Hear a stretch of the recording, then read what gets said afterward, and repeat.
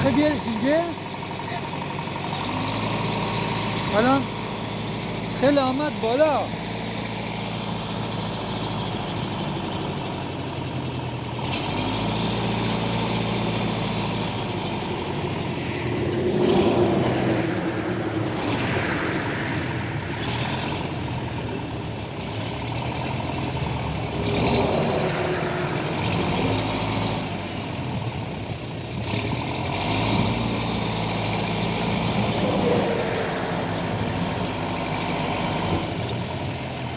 همونجور مگه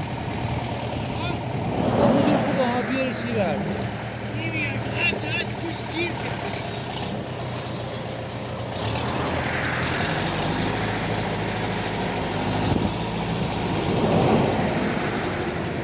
از همین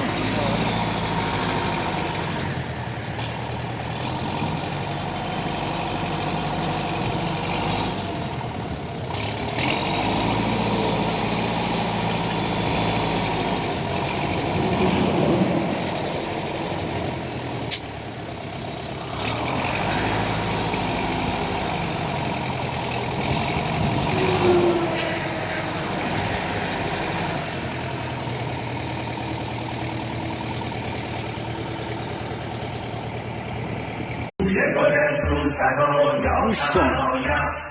گوشت 1,000,000 تومن پیر در آرد، جان ز تن کارگر خسته در آید.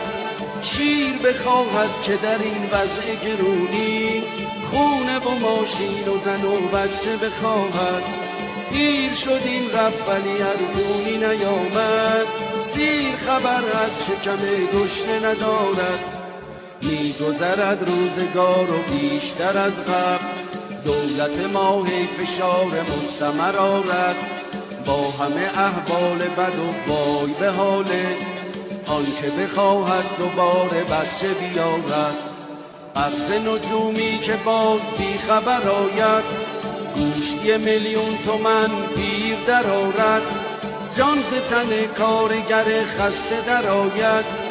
شیر بخواهد که در این وضع گرونی، خونه و ماشین و زن و بچه بخواهد.